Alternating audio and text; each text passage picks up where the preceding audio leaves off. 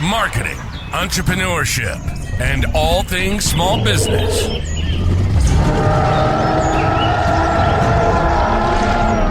You're listening to the Jurassic Marketing's Triceratops.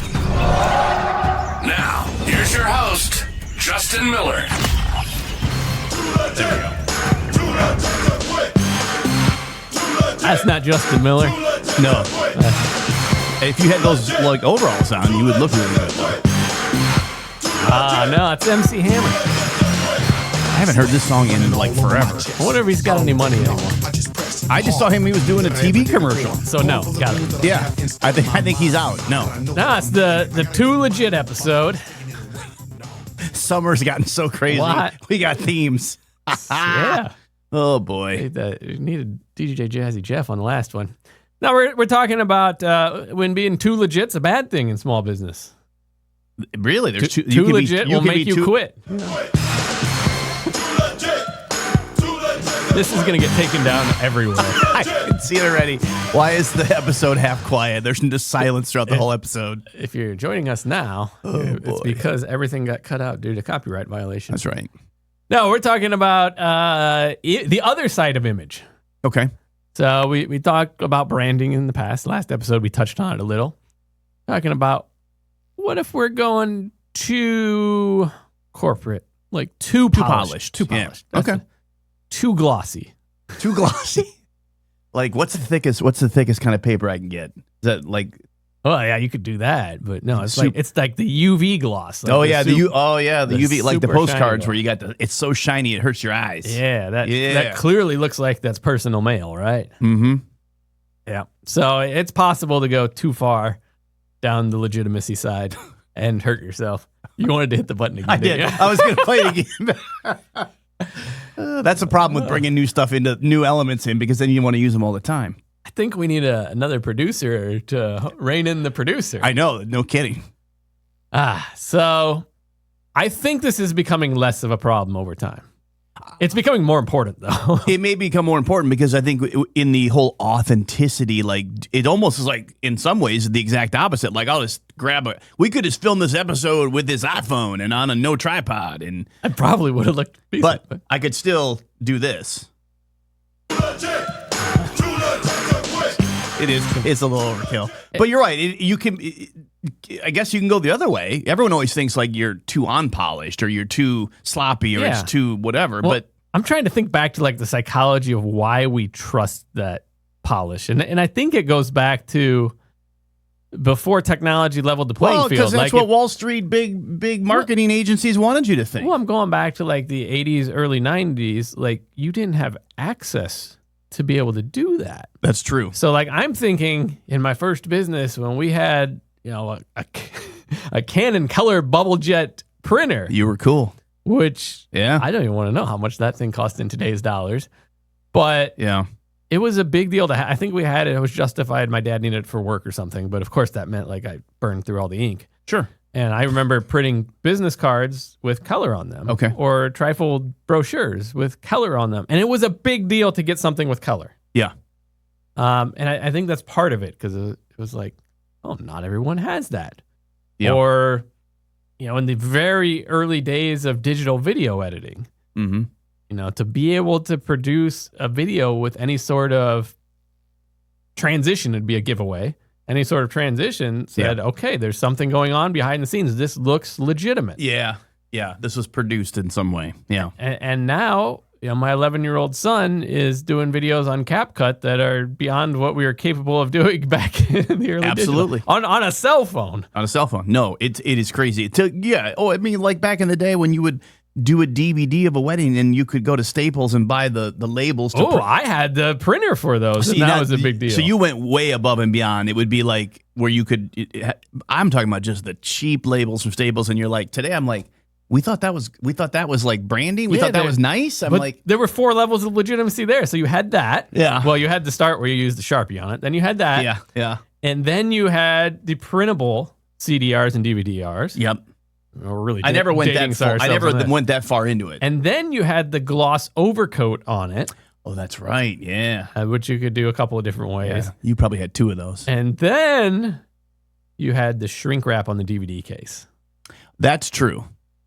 That is if true. you had the regular, I think it was an Amaray case. I'm going way back in my mind to dig these out. Yeah. Oh, wow. That was the legitimacy then, and that was a big deal then. Today, though, you look at those things and you're like, that looks amateur. Yeah. But at the time, Or the VHS sleeves. I had those sleeves. Exactly. But at the time, it gave us the ability to look more legitimate and to do things that you could afford to do that previously were just out of your reach. Yeah, you're saying, I care what this looks like. Yeah. And now I'm thinking of like our wedding DVD and wondering if it still plays. You're right. Like I sold my Blu-ray DVD player for $45 about a week ago because I'm like, well, congratulations. That was probably worth 10. It's because, and the person that bought it used to be my co-host at B100, and she bought it because her husband is like somehow collects Blu-rays. His passion is collecting Blu-ray movies. I'm like, I got a deal for you. Yeah, I think I took a box of those Blu-rays and DVDs to Video Games Etc. and got like 25 cents a piece on them. Yeah, I mean they're worth nothing. That technology at the time, crazy expensive. Yep, but it produced that look and feel that said legitimate. Mm-hmm. And now we have the opposite problem: is if you have a video and it's on like a retail shelf ready format in a case and it's shrink wrapped and everything. All right, that was mass produced and it's worth $12.99. That's right.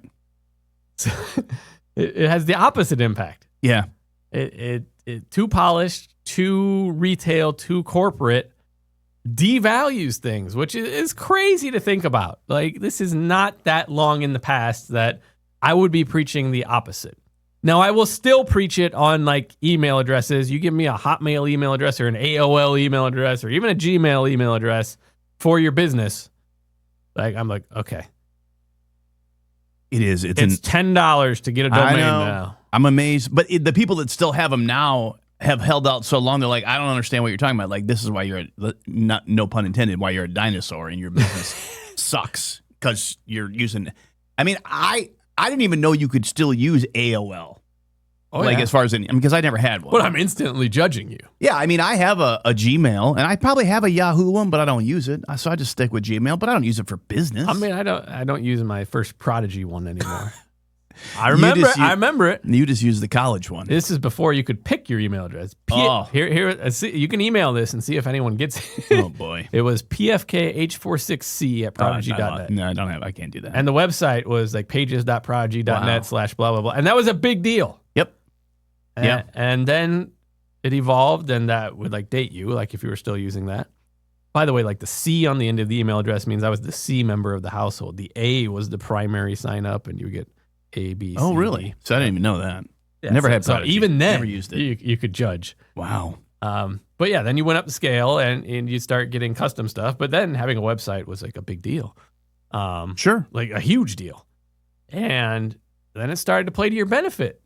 And then fairly recently in the evolution of things, going too far down that road can play to your detriment. Everything flips. People, they want authenticity. I see this in the wedding industry now. Like all these younger people are like, they don't want slick websites. They don't want a bunch of PDFs to look through. They've decided like a quarter of the way through your first conversation, if they like you or are going to book you, they don't want to see all of your money back guarantees and all the other stuff. It is weird. Yeah, and I think it's an attempt for the people that need them, right? But yeah, if mom is paying for the wedding, I still want that because mom cares, because mom is old enough to remember when that kind of stuff mattered. Yeah. So yeah, and I guess you don't want to shoot yourself in the foot. Like all those things matter, but also if it looks like you're hiding behind a facade, trying to look bigger than you are, I guess. If it looks like you're full of shit, well, yeah. You're hiding behind polish. When polish but that's the thing. Like some of these people that are polished, they really are. They just might be old school, but you just don't look as relevant because it's no longer as important. Yeah, I mean, it's like the good enough. So I came from the digital marketing world, and I'm going to irritate some people here on the social media side. So on the social media side, yes, there are people that have a ton of views and get a lot of traction and a lot of money from it. But it depends on your purpose. Our purpose of social media was to have recent posts that say you're still in business, basically.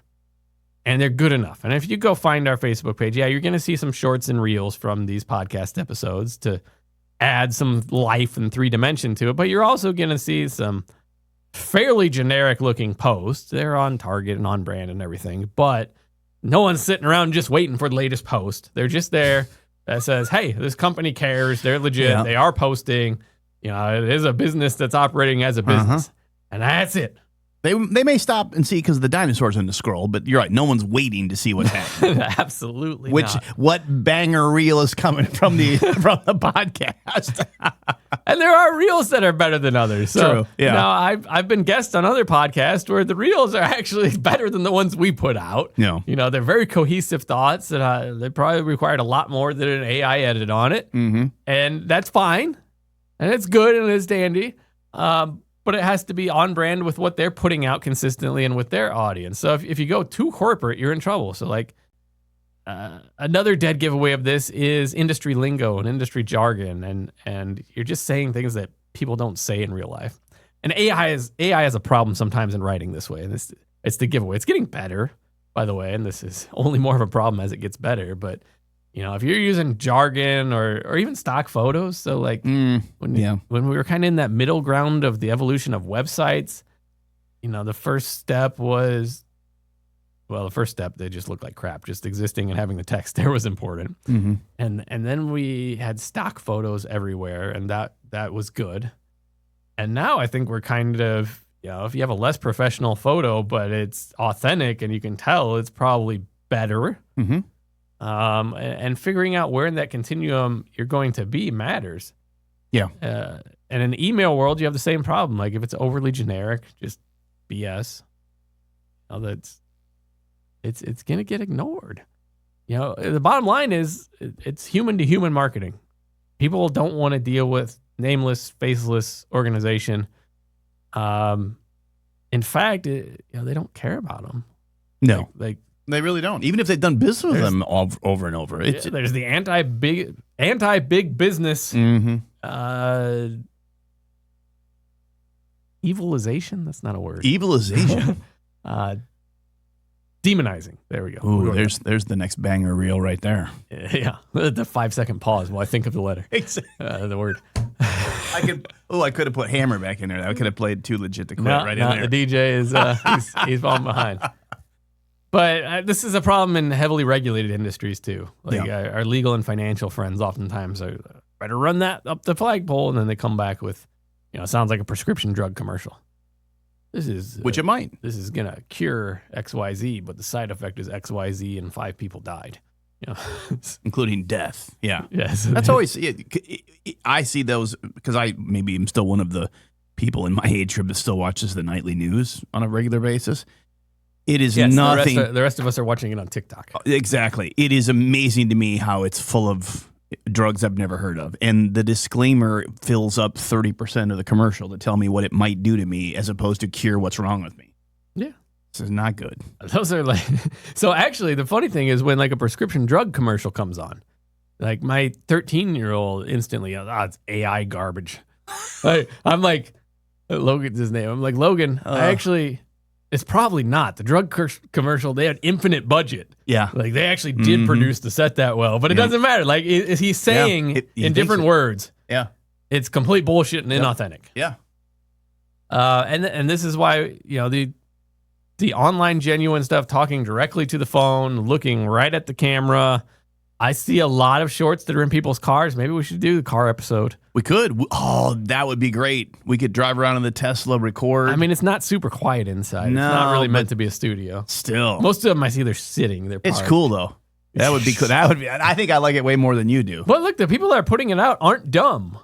No. The metrics are probably good on it. And there are ways, you're right, you walk around with the camera, but even in the setting where you're sitting in a car, there is the next level of attach the GoPros to the windows and put a mic on. I mean, you can. And at a certain point, the wrong impact. Yes, that's true. You can, again, go too far. You lose the, let's just get in the car and drive when it's suddenly switching between 3 and 4 different things and there's Yeah, and the audio is pristine and perfect. I mean, you don't want it to be sloppy, but there is kind of a... Well, it's like when, maybe you do, maybe you don't remember, but Seinfeld was riding in the car with Obama. Yeah.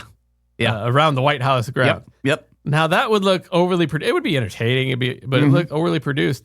That clip is nothing without the story behind it that, we couldn't leave the walls and the behind-the-scenes footage of how ridiculous this was and everything like that. So the impact was actually on the authentic side, more so than just the face value of it. Your real estate agent did a 90-second direct-to-cell phone, and it was decent. Yeah, it's not bad at all. I mean, in those things, you can tweak a little bit here and there in the verbiage or whatever, but it's authentic enough that, like, you want to see the inside of this house? Here we go. I mean, it can be done. Yeah, and I think there's a middle ground again. True. As someone, you'll agree with this too. As someone who values production that overproduces and quality, like I look at some of those and I'm like, I wish I just give me a little something. Can we just put a graphic on there? Can we fix that audio? Maybe it doesn't matter. Well, and this is one of many reasons why our content is a little looser. Our delivery style is incredibly casual because, yes, the set is overproduced. The audio is overproduced. That all is solid. So it helps the communication, but it gets in the way of the authenticity. So that's why we need to do an episode here during the summertime in the Tesla. We'll do it. Not the next one, though. Great. We need to...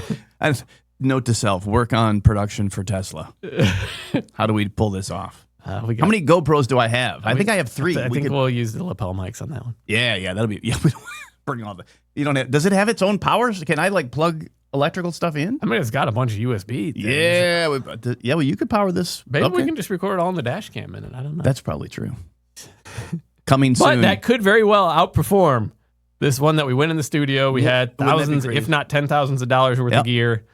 And it's fairly polished. We'll start doing them all in the Tesla. Because humans trust humans. Join my next direct mail boot camp where I'm going to host it from my car all day long. I love that. Very uncomfortable. I love that idea. You don't have to drive. You can still make all the hand motions and point to things. And yeah, easy. See, it's not my car. So I'm like, let's do it. Yeah. So here's the good. Here's more good or bad news, depending on where you are. Yeah. Is that you matter a lot more in your marketing than you ever did. So if you're the type that never wanted to be in the spotlight, didn't care, that can be a downfall now. You're going to have to become more familiar with it or more comfortable with it. If you like to hide behind the scenes and your product or service speak for itself, that's very corporate now. It's very private equity feeling. More so than ever, putting yourself front and center matters. So if you think of founders and outspoken CEOs, I'm not saying you have to emulate them, but you got Elon Musk, you got he drives a Tesla. We could probably record with him. He better. I hope so. You remember the Dollar Shave Club commercials with the founder in front of them? Yeah. You can kind of piece together these with different people that are front and center for the organization. We already talked about Savannah Bananas and Jesse. I'm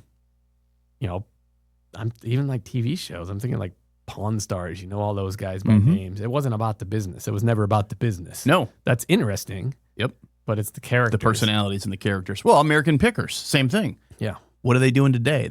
How are they going to clash? What are they going to? It becomes personality, and if you're not comfortable doing that, you either get comfortable at it or you find someone in your office who is like, I want to be cool and famous. Yeah. So more so than ever, if you're a small business, use it to your benefit. We've always said this, and this has always been taught. And I went to business school too, and it was taught there. So the benefit of being small is you can pivot quicker. It's harder to steer larger ship for sure. But it's more important and critical that you use that to your benefit now. So be personal, move faster, actually have opinions, which is scary for some people.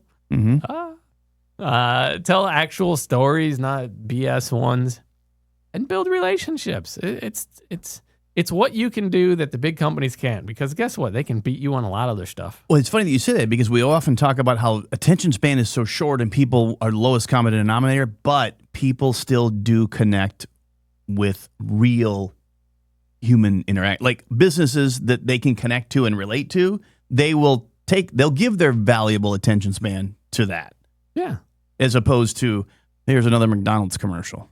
Like, I don't think I've ever gone to a fast food restaurant because I saw a commercial on TV. Maybe it indoctrinated me, but I'm never like, let's go get that Big Mac. Oh, you didn't have to go get the K-pop Demon Hunters special value meal? No, I somehow avoided that. But even thinking of that, so that was a McDonald's co-branding thing, and they're taking the experience and a feeling from something else, from the theatrical realm or day-to-day life with the music, and bringing it into their food, so they get the value of that. So here's your practical, tactical tips. Number one, and this is probably the biggest, is be conversational. Be conversational in tone and everything you do, and be authentic to yourself.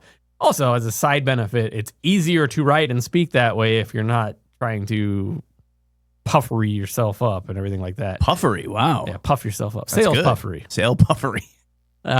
Show faces of human beings. Oh my God. Like the building picture is cool and all, but what are the humans that run it? Okay, that makes sense. Don't over edit. Hey, wow, we're not guilty of that one. Yeah, we don't. If it's not produced the first time, there's no edits. Yeah, I mean the digital world keeps moving, so you might as well get it out there and build the next one. Yeah, share opinions, share real stories. Be true to yourself and what's going on in life. And we've talked about this in tons of context in the past, particularly coming to mind is the newsletters and what you should be writing in there. Professional doesn't mean without personality. These are not mutually exclusive. So be more than a nameless, faceless corporation. Be something that people want to talk about. Be human. I hate that I have to teach people to be human. Really? Like, guess what? Being human, the AI is not very good at copying. True. Everything else is stealing. All the other jobs are in trouble. The end of the world is coming, but they can't copy you. I mean, how many places might you go into now that's a bakery or, back in the day at the butcher shop where you knew the butcher or your grandpa knew I didn't ever go to a butcher shop, but like you knew, you know what I mean? Or if I go to a cookie place now, my favorite cookie place, I know the person that owns it. There is some human element to it. Yeah. It's not a fate. I don't go get my cookies at wearegiantcookies.com. Yeah, more and more. Well, yeah, Cheryl's would be the one in that space. That's true. You're not going to beat Cheryl's at that game. No, that's true. But I like to but I do like to go to like whatever the bundt cake place here is. Like sometimes I just like to go spend. Too. Yeah. It is, but it's local. By the way, they just got bought out by private equity. So well, get your nothing bundt cake now before they change their recipes. Get it now. But that's the sentiment, right? Yeah. Like, the private equity is going to come and wreck everything that was good. Wreck it all. Yeah. Because McDonald's ain't cooking anything anymore. They're not making them hotcakes. They're microwaving them. Yeah. Yeah, it's different. And people are looking for the exception to that. So be the exception to that. We went over for our summer shorts here. Because that's like 5 times in one episode. Yep. I had to get one final shutdown. So don't be too legit. Just be legit. That's right. Words of wisdom. We'll be back next week. Thanks for listening to the Triceratops podcast. Be sure to subscribe and leave your comments. For more information on how Jurassic Marketing Direct Mail can help grow your business, visit JurassicMarketing.com.